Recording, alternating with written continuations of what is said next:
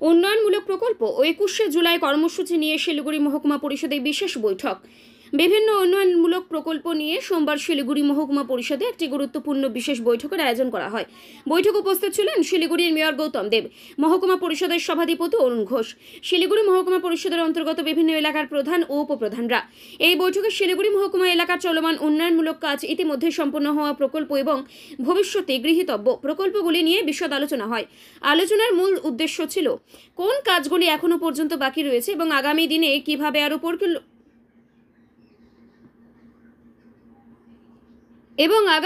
কিভাবে আরো পরিকল্পিতভাবে উন্নয়ন ঘটানো যায় তা নির্ধারণ করা। এদিনের ওই বৈঠকে উপস্থিত ছিলেন শিলিগুড়ি সমতলে তৃণমূল কংগ্রেসের জেলা সভানেত্রী পাপিয়া ঘোষ, চেয়ারম্যান সঞ্জয় টিবরোয়াল, দলীয় মুখপাত্র দেবব্রত দত্ত এবং অল ইন্ডিয়া তৃণমূল কংগ্রেসের রাজ্য সম্পাদক অলোক চক্রবর্তী সহ একাধিক নেতৃত্ব। ইচ্ছে এটা যে চলছে, এটা কিন্তু আমাদের বুঝতে হবে কারা করছে। এটা শুধু আমরা ওপরে দেখলে হবে না, আমরা যখন এটা নিয়ে ভালো করে দেখলাম তখন কিন্তু বোঝা গেল, সেটা আমরা যদিও জানি, এই যে বিরোধী দলগুলো যারা রয়েছে, যাদের জিততে পারেনি, যারা মানুষের গণতান্ত্রিক যে ভোটের প্রয়োগ তাতে তারা মান্যতা পায়নি, আজকে যেই না 2.5 বছর হয়ে গেছে, তারা কিন্তু একে অপরকে উস্কে দেওয়ার চেষ্টা করছে, ভাবছে যে নিজেদের মধ্যে একটা ঝামেলা লাগিয়ে দিই এবং তারা ওই চেয়ারটাতে বসতে চাইছে ঘুরপথে। কিন্তু এটা সম্ভব হবে না, কারণ আমরা দল কিন্তু যথেষ্ট বিচক্ষণতার সাথে এই বিষয়টা আমরা ধরে ফেলেছি এবং প্রত্যেকটা প্রধান উপপ্রধান এটা নিয়ে সচেতন রয়েওছে। আর এই যে বিজেপির যে প্ররোচনা, সেটাতে কিন্তু তারা দেবে না। বিজেপি, সিপিএম, কংগ্রেস, তাদের একটাই কাজ, তারা জানে আর কোনোভাবে তারা পরের বারও নির্বাচন হলে তারা তো আসতে পারবে না। তারা জানে এইভাবে যদি ডিস্টার্ব করা যায়, যদি কোনোভাবে এই সুযোগ নিয়ে যদি চেয়ারে বসা যায়, সেটা তার চেষ্টা করছে।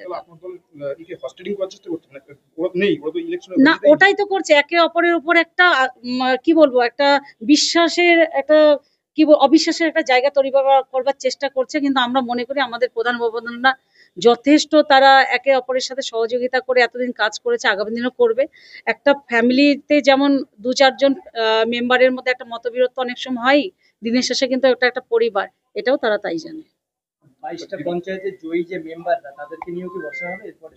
আমরা তো এটা বসি, সবসময় বসি, মাসে মাসেই বসি, আবার বসা হবে কাল থেকে।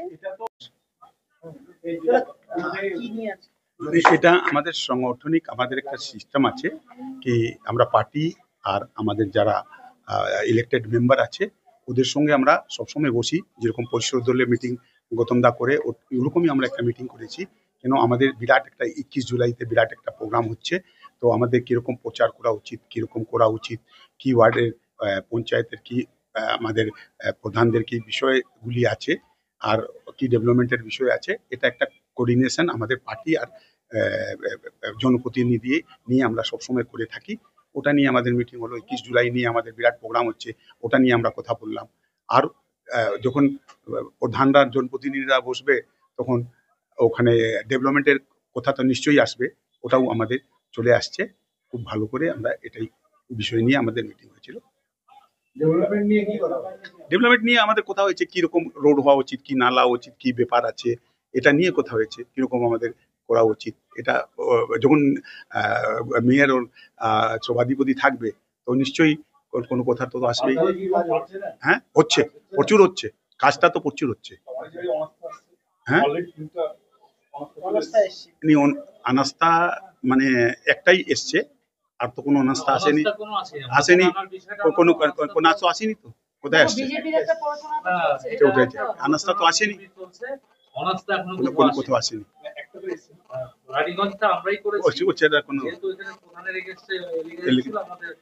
জেলা সভানেত্রী এবং আমাদের ব্লক সভাপতিরা মিলে কোথাও আসেনি, বিন্নাবাড়ি ফাঁসি দেওয়া আসেনি।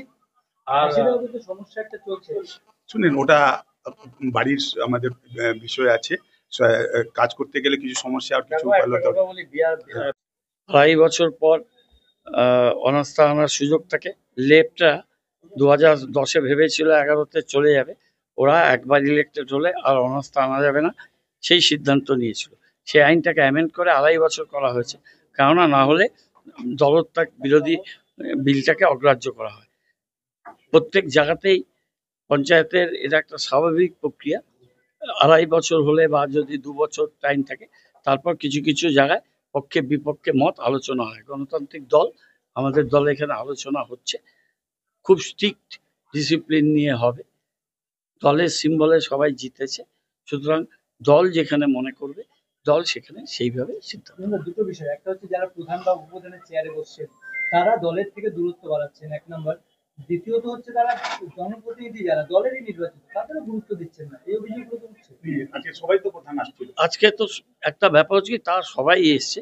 দেখো, প্রধানদের মধ্যে বেশিরভাগ নতুন প্রধান, অনেক প্রধান রিজার্ভেশনে এসছেন, সুতরাং তাদের কাজ বুঝতে, কাজের পদ্ধতি বুঝতে, পার্টির সাথে সমন্বয় বুঝতে তাদের কিছুটা সময় লাগবে। আমরা সেটা নিয়েই তো আজকে 4 ঘন্টা আলোচনা করলাম।